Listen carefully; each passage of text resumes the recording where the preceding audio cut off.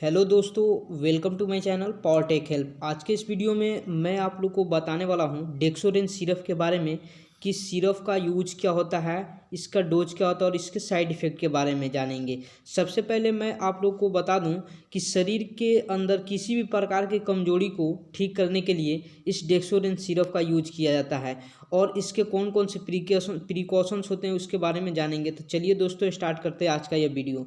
तो सबसे पहले आप यहाँ से देखेंगे कि ये जो डेक्सोरेंज सिरप होता है इसको कौन सी कंपनी बनाती है। तो यहाँ से आप इसके मैन्युफैक्चर्ड कंपनी की बात करें तो फ्रैंको फार्मास्यूटिकल्स कंपनी द्वारा इस डेक्सोरेंज सिरप को बनाया जाता है और ये 200 ml में जो मार्केट में आपको इजीली मिल जाएगा। उसका अमाउंट कितना होता है 130 रुपीज़, यानी 130 रुपया में आपको इजीली हर मेडिकल स्टोर में मिल जाएगा। और ये मतलब क्या होता है, जैसे कि शरीर में वीकनेस आ जाता है उस कंडीशन में इस डेक्सोरेंज सिरप का ज़्यादातर यूज किया जाता है। अब आगे देखते हैं इसके कौन कौन सा यूज होते हैं।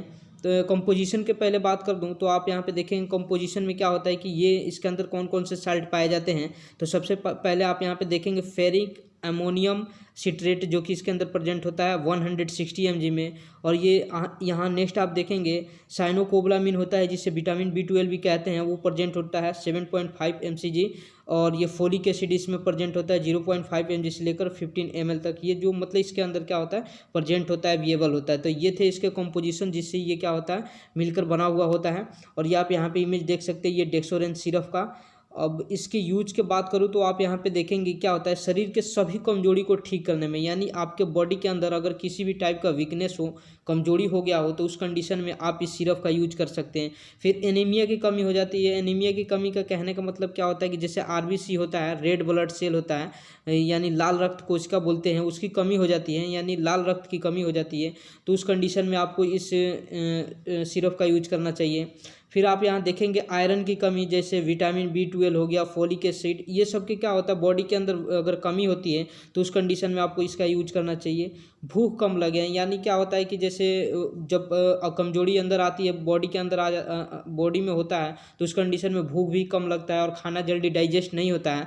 तो वैसे कंडीशन में आप इसको ले सकते हैं। और उसके बाद वेट का लॉस होने पर, यानी क्या होता है जैसे वजन कम होते जाता है, जो जरूर ये तो नॉर्मली बात है कि आप समझेंगे क्या कि अगर आपके बॉडी के अंदर क्या हो, जैसे कि लॉस हो जाता है, यानी क्या होता है वेट कम हो जाता है, तो उस कंडीशन में क्या होता है ऑटोमेटिक ये वजन कम होता है, तो वहाँ आपको ये यूज कर सकते हैं। पेन इन अर्थराइटिस, यानी पेन होना क्या होना, जैसे कि अर्थराइटिस कहने का मतलब क्या होता है कि ये क्या आपका जोड़ जो होते हैं, जैसे ये नी का हो गया, घुटने का हो गया, फिर किसी भी प्रकार के जो जोड़ होते हैं जो वहाँ पे क्या होता है पेन होता है, तो उस कंडीशन में भी आपको इसका यूज कर सकते हैं। अब नेक्स्ट आप यहाँ पे देखेंगे रिलैक्स माइंड, यानी माइंड को रिलैक्स करने के लिए भी इसका यूज किया जाता है। यानी बहुत सारे तनाव क्या होता है माइंड में, दिमाग में भरा रहता है, तो उस कंडीशन में आप इस मतलब डेक्सोरेंज सिरप का यूज कर सकते हैं। तो आप यूज के बारे में समझ गए होंगे। अब बात करते हैं इसके कुछ डोज के बारे में कि इसके डोज कैसे लेना चाहिए। तो आप यहाँ पे इजीली देखेंगे कि 10 ml 2 times in a day, यानी एक दिन में क्या करना चाहिए आपको 2 टाइम्स 10 ml का यूज करना चाहिए, लेना चाहिए। जैसे आफ्टर फूड, यानी खाना खाने के बाद इसको क्या करना चाहिए 10 ml, ये जो इसका ये लीड आता है, ढक्कन आता है, उससे आपको क्या करना चाहिए लेके टेक करना चाहिए, लेना चाहिए। इसके मतलब अब बात करूँ कौन से मतलब ईयर्स के ले सकते हैं, तो ये जो 15 ईयर्स से अबव जो भी होते हैं, यानी 15 साल से अधिक उम्र वाले सभी इसका यूज कर सकते हैं।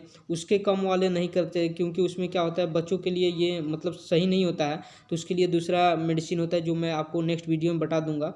तो ये 15 ईयर्स से अबव वाले जितने भी पेशेंट्स हैं उनके बॉडी के अंदर वीकनेस है तो इस सिरप का यूज कर सकते हैं।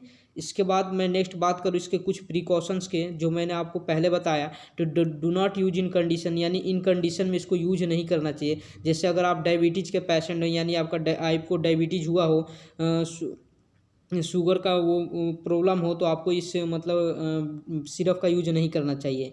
जैसे आप देखेंगे हाइपरटेंशन में क्या होता है, जैसे आपका ब्लड प्रेशर हाई हो तो उस कंडीशन में भी आपको यूज नहीं करना चाहिए। लीवर में अगर आपको पहले से ऑलरेडी कोई बीमारी हो तो उस कंडीशन में भी इसका यूज नहीं करना चाहिए। किडनी में भी अगर पहले से आपको कोई बीमारी हो तो उस कंडीशन में भी इस मतलब सिरप का यूज नहीं करना चाहिए। जैसे एलर्जी का बात करते हैं, एलर्जी में भी क्या होता है, एलर्जी डिफरेंट टाइप्स के हो सकता है, तो उस कंडीशन में भी आपको क्या करना चाहिए, इसका यूज नहीं करना चाहिए। एलर्जी में आप जैसे समझेंगे क्या होता है कि बॉडी के ऊपर क्या होता है, मतलब फुंसी फोड़े जैसे ये आ जाना, या फिर इचिंग होना ये बॉडी के अंदर, ये सब कंडीशन हो सकते हैं। तो आप समझ गए होंगे इसके बारे में, प्रिकॉशंस के बारे में दोस्तों। तो आज का आपका वीडियो समझ में आ गया कि है डेक्सोरेंस सिरप का यूज, डोज और साइड इफेक्ट क्या होता है। If you understand this video, please like, subscribe and share my channel. Thanks for watching my video.